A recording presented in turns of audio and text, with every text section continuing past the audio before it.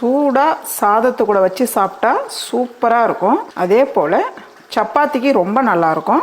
இப்போ முட்டை மசாலா பண்ணுறதுக்கு நம்ம வெங்காயம் பேஸ்ட் ரெடி பண்ணிக்கலாம். ஒரு மிக்ஸி ஜாரில் ஒரு பெரிய வெங்காயம் எடுத்து கட் பண்ணி வச்சுருக்கேன், இதில் சேர்த்துக்கலாம்.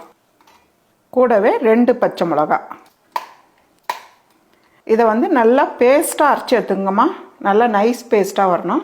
இப்போ ஒரு கடாயில் 2.5 டேபிள் ஸ்பூன் அளவுக்கு எண்ணெய் சேர்த்துக்கலாம். இந்த முட்டை மசாலாவுக்கு எண்ணெய் கொஞ்சம் கூடுதலாக ஆகும்.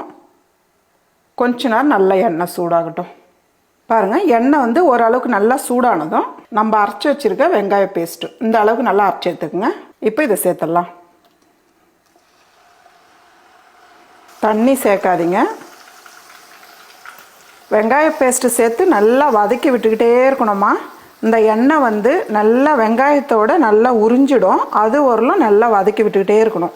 நல்லா ஒரு 5 நிமிஷத்துக்கு அப்படியே கேப் விட்டு விட்டு கலந்து விடுங்க. நல்லா ட்ரை ஆகணும். வெங்காயத்தோட பச்சை வாசனை, பச்சை மிளகாவோட பச்சை வாசனை க்ளீனாக போயிடணும். அந்த வரலும் நல்லா வதக்கி விடுங்க. இது கூடவே 1 ஸ்பூனு இஞ்சி பூண்டு பேஸ்ட்டு சேர்த்துக்கலாம். இதையும் சேர்த்து நல்லா மிக்ஸ் பண்ணிவிடுங்க.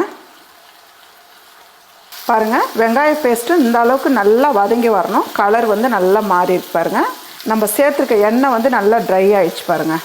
அது வரலாம் நல்லா வதக்கணும். அப்போ தான் பச்சை மிளகாவோட வாசனையும் வெங்காயத்தோட வாசனையும் வராமல் இருக்கும். இந்த டைமில் நான் 3/4 கப்பு பால் எடுத்துருக்கேன். காய்ச்சாத பால் தான், பச்சை பால் தான். இதை சேர்த்துக்குங்க. தண்ணிக்கு பதில் பால் சேர்த்து ஒரு 3 நிமிஷத்துக்கு நல்லா கிளறி விட்டுக்கிட்டே இருங்க.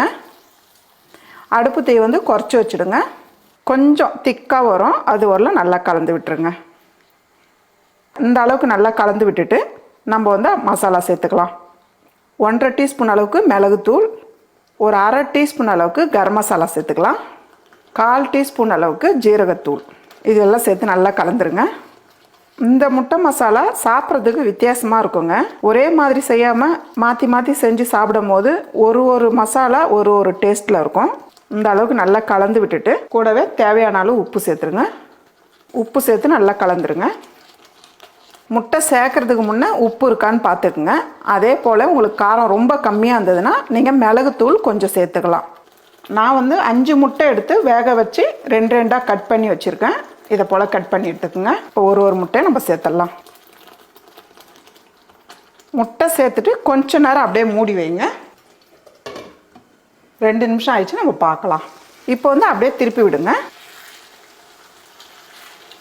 மேலவே பொடியை நறுக்குன கொத்தமல்லி சேர்த்துருங்க. அவ்வளோதாம்மா.